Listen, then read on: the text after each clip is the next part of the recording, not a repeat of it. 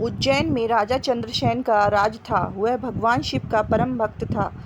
शिव गणों में मुख्य मणिभद्र नामक गण उसका मित्र था। एक बार मणिभद्र ने राजा चंद्रसेन को एक अत्यंत तेजोमय चिंतामणि प्रदान की। चंद्रसेन ने इसे गले में धारण किया तो उसका प्रभामंडल तो जगमगा ही उठा, साथ ही दूरस्थ देशों से उसकी यश कीर्ति बढ़ने लगी। उस मणि को प्राप्त करने के लिए दूसरे राजाओं ने प्रयास आरंभ कर दिए।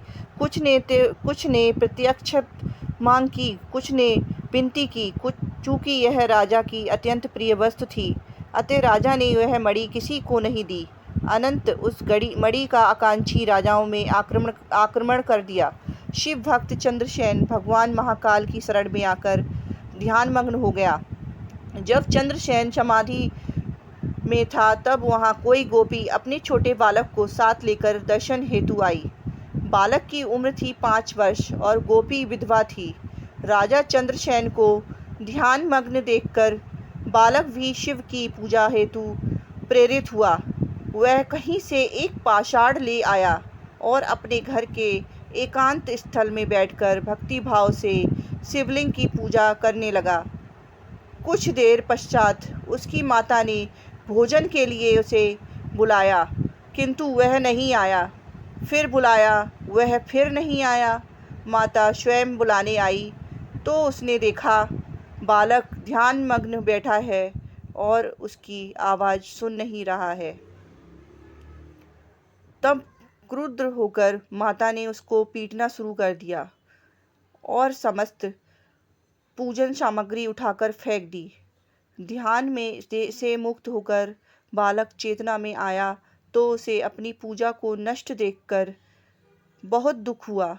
अचानक उसकी व्यथा की गहराई से चमत्कार हुआ। भगवान शिव की कृपा से वहाँ एक सुंदर मंदिर निर्मित हो गया। मंदिर के मध्य में दिव्य शिवलिंग विराजमान था एवं बालक द्वारा सज्जित पूजा यथावत थी। उसकी माता की तद्रा भंग हुई तो वह भी आश्चर्यचकित हो गई।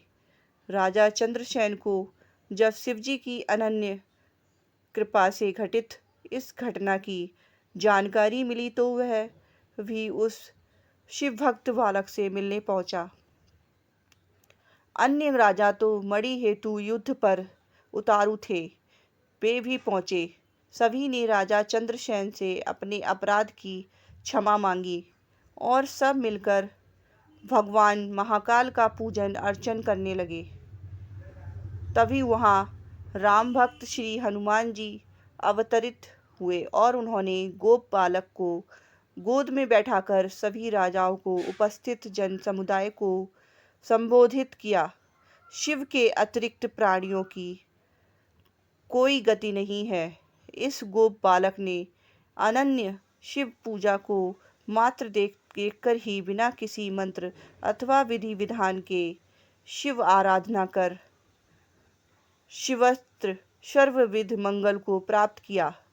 यह शिव का परम श्रेष्ठ भक्त समस्त गोपजनों की कीर्ति बढ़ाने वाला है। इस लोक में यह अखिल अनंत सुखों को प्राप्त करेगा व मृत्युपरांत मोक्ष को प्राप्त होगा। इसी के वंश का 8वां पुरुष महायशवी नंद होगा, जिसके पुत्र के रूप में स्वयं नारायण कृष्ण नाम से प्रतिष्ठित होंगे। कहा जाता है कि भगवान महाकाल तब से ही उज्जैन में स्वयं विराजमान है। हमारे प्राचीन ग्रंथों में महाकाल की असीम महिमा का वर्णन मिलता है। महाकाल साक्षात राजाधिराज देवता माने गए हैं।